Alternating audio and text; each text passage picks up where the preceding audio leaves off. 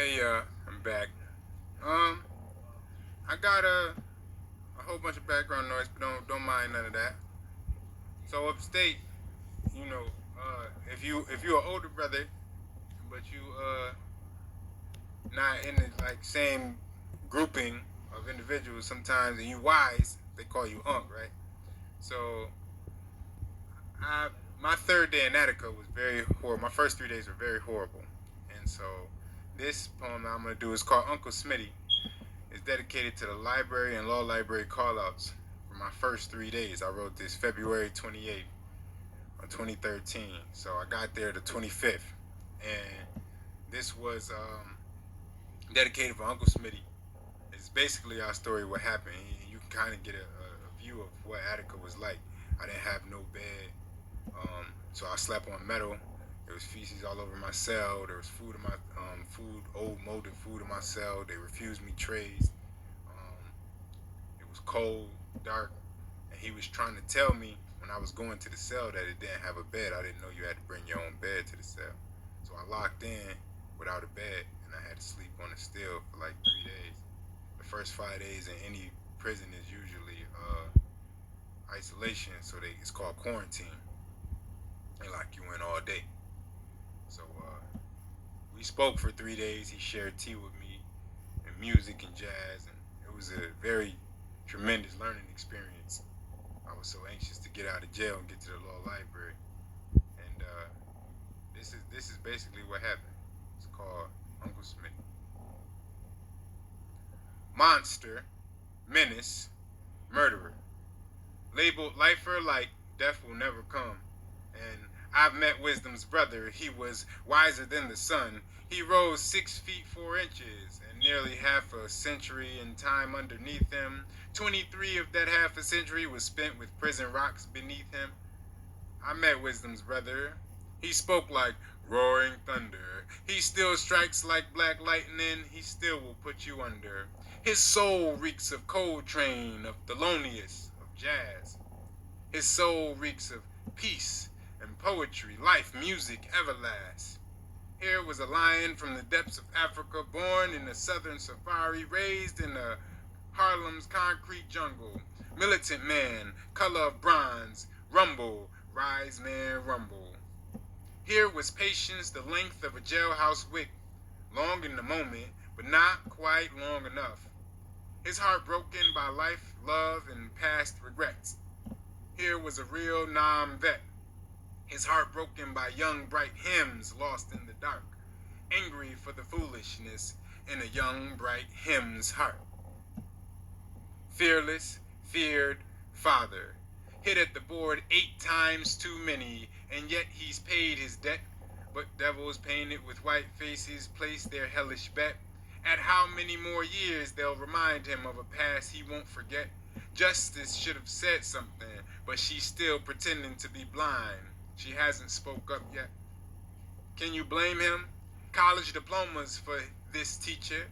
He has always known knowledge, new or old, is power. And yet, every program and vocational completed still makes him powerless, still makes him weaker than only the shackles, fetter, and chains that bind. Is there a man breathing that would challenge him? His rigid range is more mountainous than Everest. No one living has made the climb, and all those have tried sleep 6 feet in a box of some kind. Feared by many, revered by all, except the cops and clansmen that wish his fall. And she wishes his rise every time he calls. In every letter she sends, his tears may stall. She wishes on every luminary in the night starry sky. She sees his features in mirrors and the twinkles in her own eyes. Daddy's proud princess prides. Pac's peace, Panther's pride. And she knows he'll be home soon, speaking words in an inspirational tune, building bonds and healing wounds, imprisoned in the daughter's love every time he enters the room. Leader, legend, listener. Once I heard a young brother say, "Excuse me, sir, I'm lost. Can you point the way?" Why, sure, young lad, I'd be glad. Grab your pen and your pad, write down all I say. And only after 2 days, it seems young men will always find a way to go astray. It seems the lost will never find their way. The hardest price will always pay. Lessons learned with violent sway. And be that as it may, still I heard his words for both of those days. But by the end of day 3, I'm through with you, is all that he could say to me. No more wisdom talk and teach. Shit, man, can I live? Young man to the old man. Didn't you? Mustn't I do some time too? Make my choices too? Will he only speak scorn, even when we were warned? Patience, please, for the forlorn. Just as children learning to walk, just as mutes learning to talk, just as soldiers being trained, just as weaklings learning to fight. Name me one change that has happened, ever happened as fast or faster than overnight. Even you, in all your days in life, evolved after at least half your life, yet you evolved in spite, even when your choices were not right. Can you blame an eager soul locked away and all alone for pushing for the lock's key, his only way home? And tell me this, if you wouldn't mind. How many wise ones gave you sight, and your foolish visions caused you plight?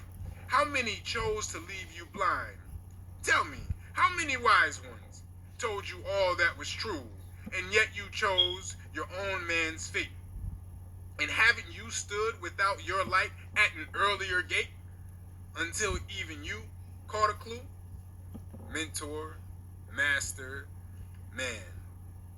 I told you I met wisdom's brother. His discipline unlike any other. He told me that cell has no bed. He told me, stand by your gate dressed with your light.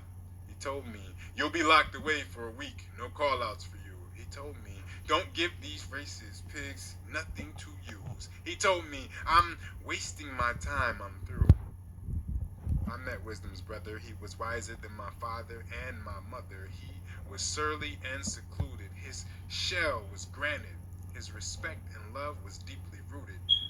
I met wisdom's brother. Will never have kids with a white woman, but has had 3 or 4 white lovers. He tried to keep me out of trouble.